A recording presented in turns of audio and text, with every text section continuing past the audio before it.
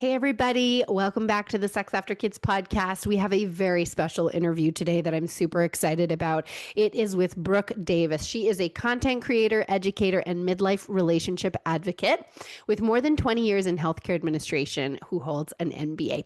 Her own health journey with PCOS and the emotional toll of perimenopause opened her eyes to something few people discuss, which is the way hormonal changes can reshape emotional regulation, communication, and connection in relationships.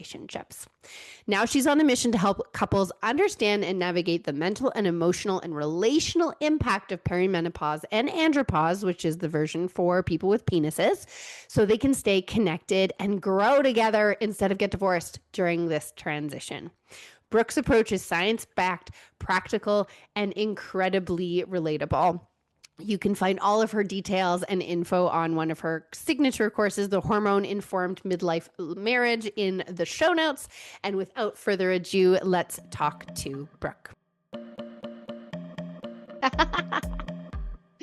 Welcome to the Sex After Kids podcast, a place for parents to come and learn together about the sometimes bumpy road back into the saddle of their sex life after adoption, childbirth, or joining a blended family.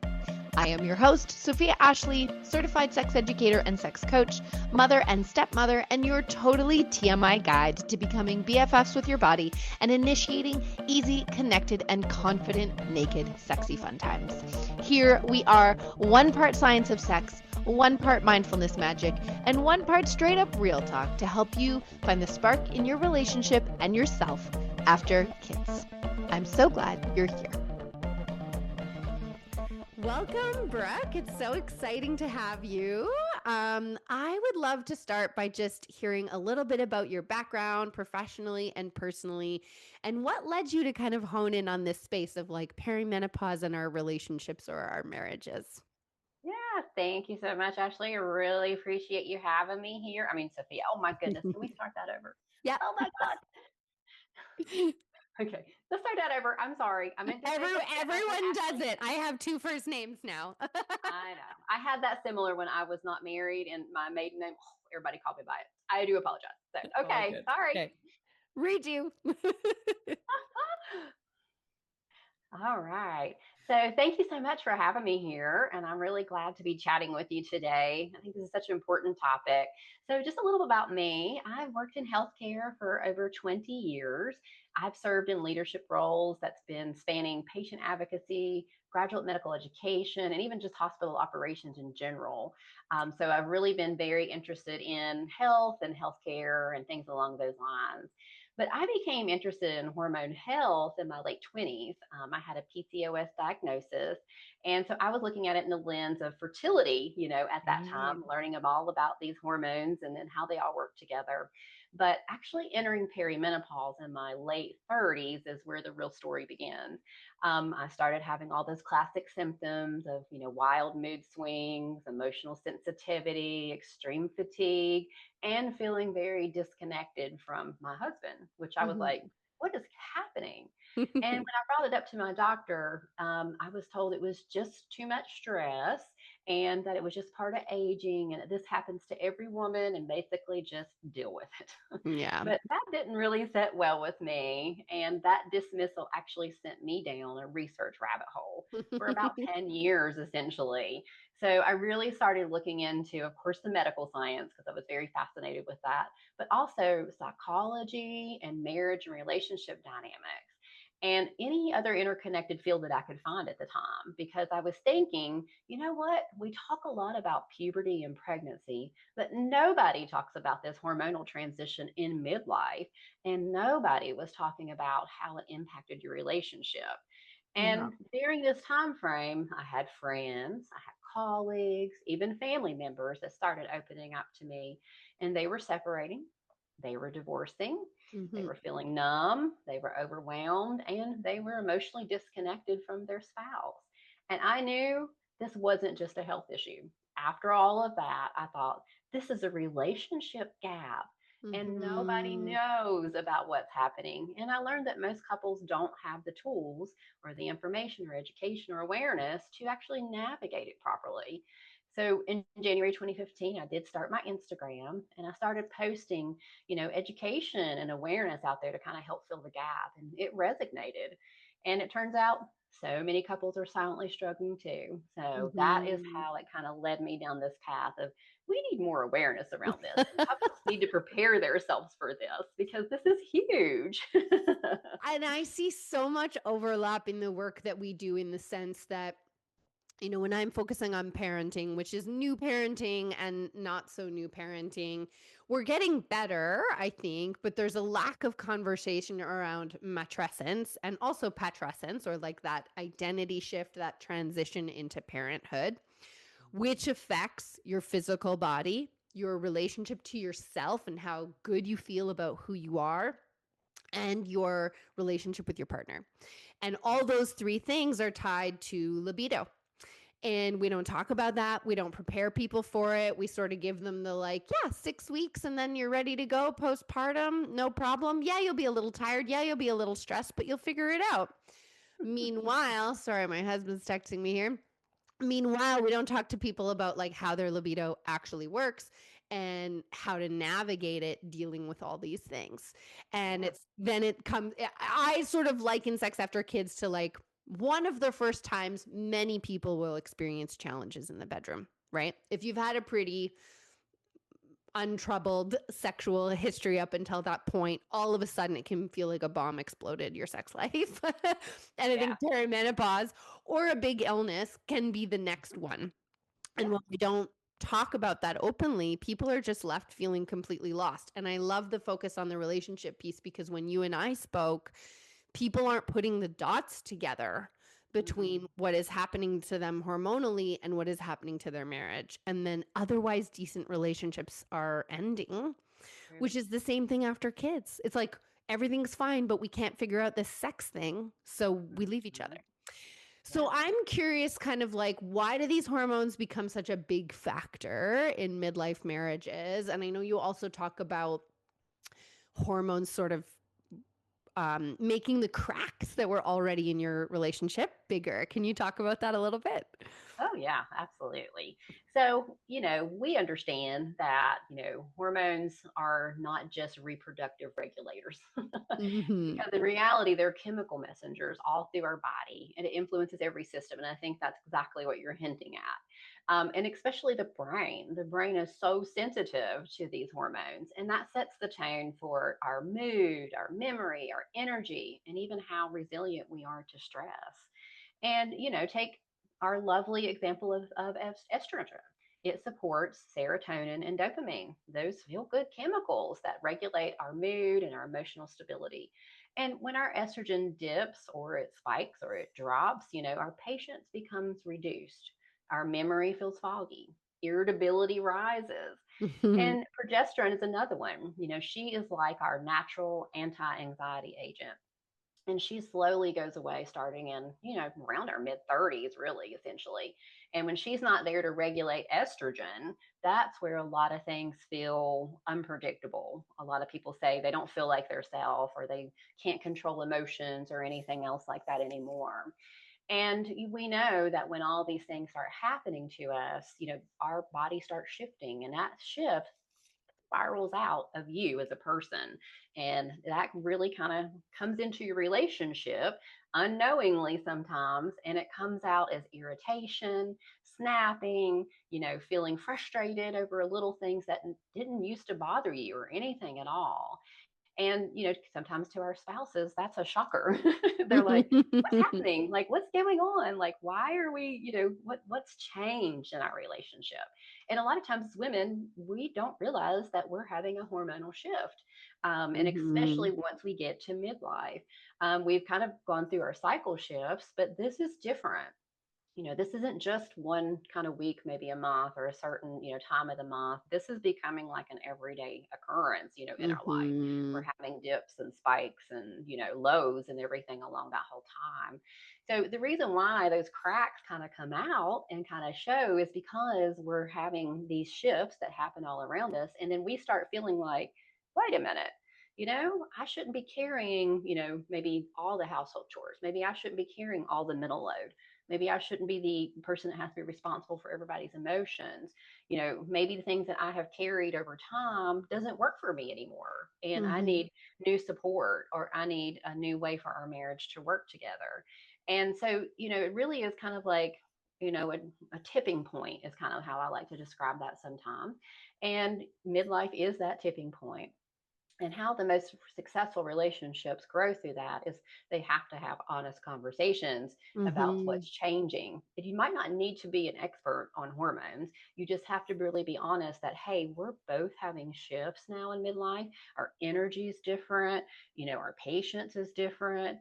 How even our attention sometimes is different. And all through that, we've got to have a conversation about how this is changing and what does that support look like now for us in midlife. It's not going to be the same as it was in our 20s and our 30s, Yeah. when we had more of those hormonal buffers and hormonal regulators that were kind of keeping us going. Because now we're at a time where things are kind of toning down. So, what does that look like in our marriage? So, a lot of people get worried and they say, oh, menopause causes divorce. Well, no, it's not necessarily that it causes divorce. It's realistically, can your marriage sit down and honestly evaluate Yes. what your patterns are, how you communicate, how you're going to support each other. And if one person's not willing to do that, then yes, that could lead to a change in your relationship and that could lead to separation. But if Yeah. both people are willing to meet each other where they're at and say, what do we both need now? That makes Yeah. a huge difference. So it's kind of like an awakening. It's the same thing though, right? It's this idea that our relationship has seasons and phases, and this is a new transition because there's such a forceful shift for Yes. one and or both of us depending on what we're both going through. Yes. And it's kind of like waiting for yourself to bounce back like in postpartum is waiting for something that's not going to come. And I liken it also to showing the cracks in the sense that if you don't have a strong foundation of communication, which includes me knowing myself, me looking at myself in the mirror and being like, I'm not me. I need to figure out what my new needs, limits, and boundaries are. Yes. Then it I love means that. me being able to articulate that. Then it Yes. means my partner being able to hear that and also do the same on their side. What are my new needs, limits, whatever, and to Yes. be able to talk about that. And when we don't have those quote unquote like foundation skills, it's going to show the cracks. Because when there's not a lot of pressure on our relationship, our communication skills don't need to be so amazing. We Yeah. don't need to have the ability to just be totally vulnerable and put it all on the table and be like, honey, I am a mess. I don't feel like myself. Um, I need to reevaluate my priorities. I need to reevaluate how I do everything in my life, from work and what matters to me and how much I work to how I take care of myself and how much Yes. time I need to spend taking care of myself, which means how much time do I have left for other things and how are we Mhm. supporting each other in that. And I love that notion of like, I think people think these things are like insurmountable when it's all just very natural, normal life change. Yes. And we navigate it through personal awareness and communication with our partner, which is easy. What is it called? Like simple, not easy. Right. Yeah. And um, consistency is part of that too, but right? right. But that's how, like, that's the kind of marriage I want to be in, is a marriage where we keep showing up as a team to Mhm. whatever challenge we're facing Yeah. together. Yeah. Um, Absolutely. so let's talk a little bit about maybe, well, we wanted to talk a little bit about are there other ways you want to talk about hormones that show up? I mean, we've talked about the brain fog, we've talked about the irritability. Is there anything Mhm. else there that you want to kind of mention? I think kind of, what we kind of need to point out too, because we're the person, or, the people or the person in a relationship that might be experiencing these things, especially if we're talking about perimenopause. We do know that our men, can go through andropause. However, it's not as jagged, as perimenopause. Got it. We have a lot of different ups and downs. Our men are kind of like a slow, steady taper when they start losing testosterone. So to them, their shifts aren't as dramatic. What I want to say is like variable. Mm-hmm. But when you think about us, we have a cycle every month, and then we also hit this hormonal wall as we get into midlife. And we've probably always been that very capable person in a relationship. We've probably been the strong one. And like I said, we've probably held a lot of things together. And so when all of this kind of comes to a head, it leaves, typically our spouses kind of flabbergasted a lot of times. We kind of talked about the things, how they impact us, but like irritability, anxiety, frustration, we just can't really communicate that well. We're exhausted, all these things are happening to us. And, when you kind of think about, we've been high functioning people so long, when this happens, our men are confused. And Mm-hmm. our men are like, wow, like what is going on? They are shocked. And, ultimately, it's kind of comes to awareness and education to them as well. So we have to take that on, us as women too, once we learn about what's going on to us and what's happening to us. And we have to share this with our spouse, and we have to bring them into these conversations. When I started this with my husband, he was like, look, I'm a biology major. I understand it from a biological level, but this is not, you are yelling at me, you are stomping your feet at me, you're telling me, that you don't want me around, like get out of my way kind of thing. He's like, Mm-hmm. so I know the biology, but I don't understand why you're behaving this way. And, it really took a lot of conversation and reading together and looking up stuff and talking about, this is why, this impacts moods, this impacts this impacts that, to Yeah. get to that point. So I don't think I really answered your question, but I just kind of wanted to spit that out there, a little bit about, why we have to, as women, also provide education to our men, because they don't feel like we do. They don't have these dips and Yeah. swings and mood changes all the time.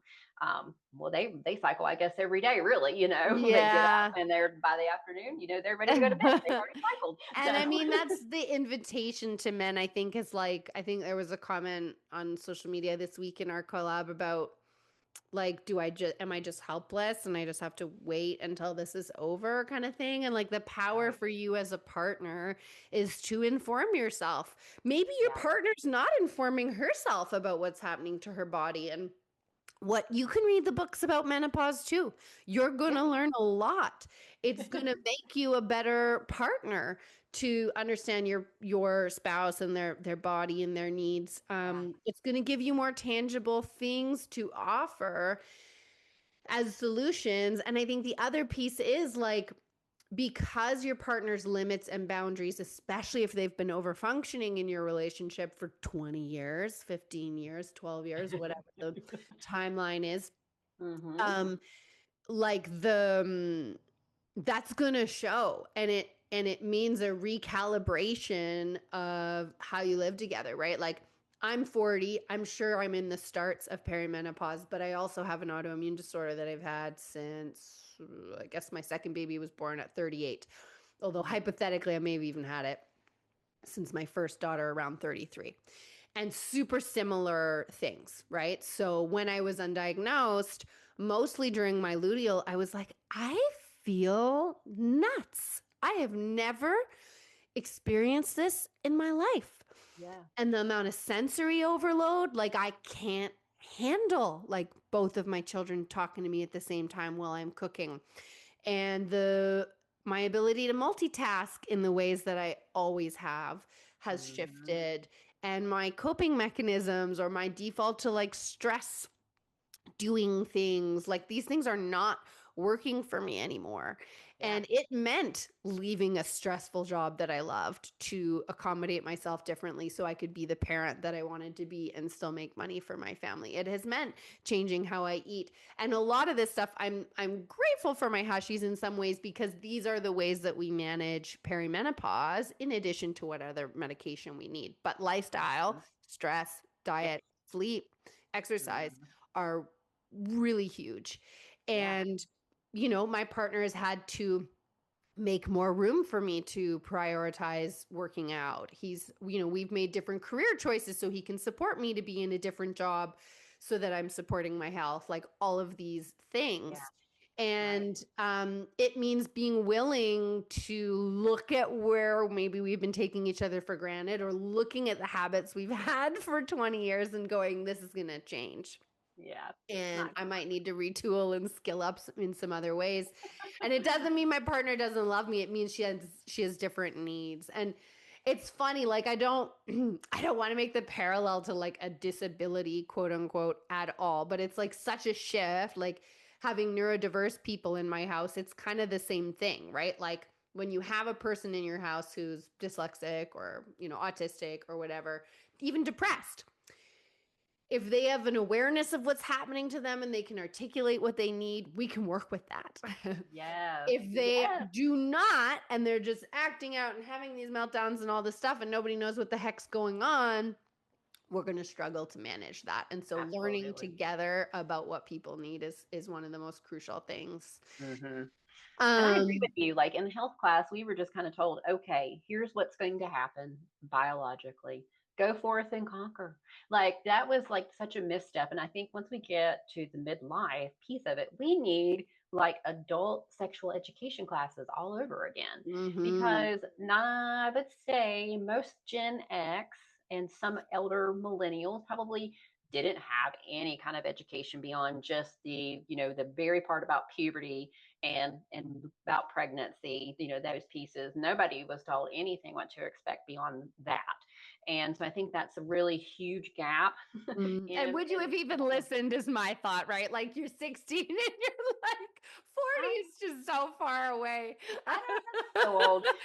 I'm even thinking like we need a class in our mid 30s, like to Mhm. say, hey, this is what's going to come. This is what you can Yeah. expect. And if you start feeling these types of things, these Yeah. are hormonal shifts because a lot of people don't know what to expect in a hormonal shift, and what we start doing is we start placing blame on ourselves.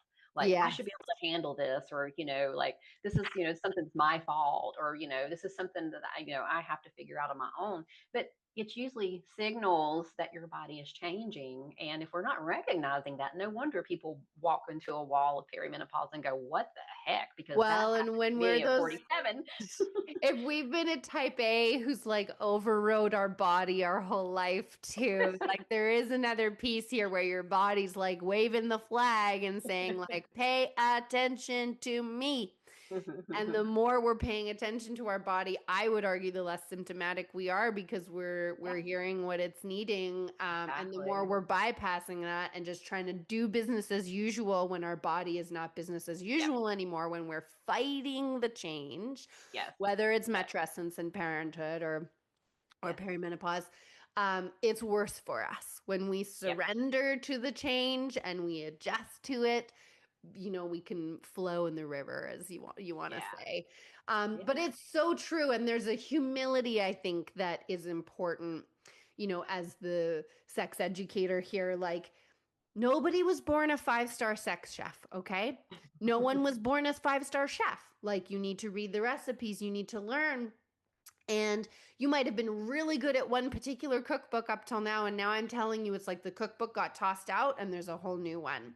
Yeah. And so, like, it doesn't mean you're a terrible lover. The only thing you need to do to be a good lover is to be willing to try the new recipes in the new recipe book and practice them over time and get better at them. If you want to be a Yeah. terrible lover, keep insisting on doing things the old way when it's not at play anymore, Yeah. Um, we are Yeah. evolving biological creatures That's and our right. sexuality is like a part of that. Absolutely. um Anything else you kind of want to mention that feels really important before we talk about practical tools or ways that couples can move Yeah. forward? I think it's very interesting. You're kind of talking about, the physical touch and, beyond just affection, kind of getting to actual body touch or even, sexual intercourse, whatever it might be. I hear so many women, they kind of discuss things in perimenopause, like that touch sensitivity. And you talked about sensitivity already, noise sensitivity, light sensitivity, but touch sensitivity, I think really throws women off, and then it also throws their spouse off too, right? Yeah. Because they used to want to cuddle or they wanted to hold hands. And I even went through that period in my life where I was like, just don't touch me. Like, the touch felt terrible, to me. It almost felt shocking, to me. Mm. And so I think some women, kind of that throws that whole dynamic off. And then so the partner kind of backs off And then if they don't talk about it, like what you and I had said, then, it just becomes this deeper, deeper, deeper hole. And then, they're on this side of the world and they're on this side of the world and they don't talk about it. And then all of a sudden they haven't had any kind of physical touch in 6 months, or Mm-hmm. so. Yeah. And so that I think is kind of shocking to both. And when I do hear couples talk about the hardest thing in hormonal changes, it's usually that physical closeness and how that changes so much. And I know men really, really express love through that way a lot of times. Mm-hmm. And then, women changing and feeling bad, everything, they're like, that's the last thing on my mind. Like I don't even want to think about that piece of it because I really just want to feel better. And so, kind of like what you're talking about earlier, kind of making those changes for yourself in your life and getting the right help and getting the right support leads to physical touch more often. If you have that Yeah. emotional safety, if you have, all these things that go into it. But what happens is they just stop and they don't talk about it. Yeah. I've heard people say they haven't had sex in a year. And I'm like, wow, okay. Well, and there's the talk and the action piece, what I'm hearing, right? Because, like, so much of what I see for men, the frustration comes when their partner's going through a bunch of change. She's probably overwhelmed by it. And I think we need to acknowledge the psychological piece that there can be a lot of like grief with entering this part of Yeah, life. A lot of people freak out about their 40th, their 45th birthday, their 50th birthday. Like, so there is a psychological aspect there that can lead to avoidance, that can lead to not wanting to go to the doctor, that can lead to not wanting to look like for solutions. And yep. there can also be the I'm broken piece, even though you're like, no, it's just your body changing. And maybe all you need is lube and a little bit of vaginal estrogen and your problems will go away. Or maybe there is a moratorium on touch for a period. But again, Yeah, it's about negotiating. There's a very big yeah. difference between don't touch me. I don't know what's wrong with me. I don't know when I'm going to be better. See you on the other side of whenever that is. And my body's feeling super overwhelmed right now by any touch by anyone at any time. Can we put a moratorium on physical touch for the next 30, 60, 90 days, whatever? Let's plan a monthly check in on how this is going. And here's Yeah, 3 other ways we're going to show affection to each other and make each other feel loved. So if I'm not allowing you to touch me and I'm not allowing you to have sex with me, how can I make you feel loved in the interim? And then yep. let's touch base in 90 days. And also, I'm going to go see my doctor and I'm going to go, talk to a therapist in the meantime. And that doesn't mean I'm broken. It just means I'm going to do what I can to make myself well. And it doesn't mean Yeah, I owe you my body. It means I don't want to be a person who's walking around the world not wanting to be touched by anybody. exactly. Not the least of Exactly. my children if I'm parenting young people in perimenopause. Exactly. Exactly. And so there's a very big difference between those two things and as a partner, okay, 90 days is hard, but if I know you're doing your pieces and I understand clearly what pieces I can do, we can do 90 days. Yeah. If I'm just waiting for the magical perimenopause fairy to like disappear and it's years or months or whatever and there's no conversation and no nothing, I'm lost and then I'm going to Yeah. give up and then I'm going to end up on FetLife and all the things that we don't want and are Yeah. completely avoidable for sure. Absolutely. Yeah, absolutely. I Ugh. mean, you've hit the nail on the head on, all the pieces, that kind of goes into even what I'm talking about, like building this hormone awareness, in your marriage. I mean, Mm-hmm. you're knocking on the door on every single thing. And it kind of all comes back to having that honest communication, even if when you don't know what's happening, right? Kind of even explaining that, something I feel off, something's going on. I don't know what it is, but I want you to know, it's not that I'm mad at you or I'm upset at you or anything. It's something that I need to figure out. Yeah. And that means whatever, like whatever those boundaries might be, like you said. But when you don't have those conversations, that's when you have people become estranged, right? And essentially that does lead to, a demise of that relationship in whatever form of intimacy it is or communication, whatever it might be. Um, But then it just leads me back to going that we really need everybody to be educated about this. Yeah. We need it so bad. What's your like most important piece of advice here, Brooke? I'm seeing in our notes the something called a hormone-informed roadmap. Can you tell us a little bit about that? Yeah, I mean, essentially, kind of what it comes down to, and kind of what we've been talking about first, is you've got to have a shared language for what's happening, right? You've kind of got to get down to it that this is what's changing. This might be hormones, you got to come up with this language. And sometimes that language means things like having key words that you say to each other. Like, Yeah. I'm on edge today. I just want to let you know, right? Like, that Yeah. gives fair warning to whoever it might be. Or I feel overwhelmed, or I need some space. It's okay to say that, because that lets your spouse know that you're not shutting them out. Because a lot of times that happens. A lot of times they feel like they don't know, and everything that they do just makes things worse, right? And it's because sometimes we don't make that awareness to our spouses that, hey, I need some space, I need some time, and things like that. And you've got to have some of those protective rituals for connection. And you've Yes. kind of talked a little bit about all of that. And that takes those honest conversations. And you got to decide when those things happen. And I'm not saying, for physical all the time. You've got to make room for having some coffee together, sitting down and watching your favorite TV show, even if you're just sitting close, right, to each other. You've Yeah. got to maybe, let's go out on a walk today. You got to look at some of those things that kind of create that closeness that maybe you had earlier in your relationship, because you probably started living parallel lives, unfortunately. You've Mm-hmm. had children, you've had careers, and you just became co-managers of your household, essentially, sometimes in midlife. I Yeah. hear that a lot. Mm-hmm. And when you start launching children, sometimes couples look at each other and go, well, who are you? So there Yeah. has to be some intention, on doing those types of things. That could be checking in once a week, which I think is huge. A lot of couples plan time, that they're just going to have that, husband wife time. They're going to sit down for 10, Mhm. 15 minutes. They're going to check in. How are you? How are things going? What do you need more of me this week? And what can I help you with? And, is there anything that gone on this week that we need to make sure we talk about, because that way, if you talk about it, it doesn't become a big blow up or a stressor. Usually Right. most things that kind of go unspoken and what causes resentment is not talking about a stressor Yeah. or speaking it out loud. And we have to remember, neither one of us are mind readers, and so we have to say the things sometimes that are hard, Well, even the if vulnerability of just saying, like, I'm waving the flag of like everything is pissing me off today, and it's yes, not you, and I'm sorry if I'm snappy and I'm working on yes, it.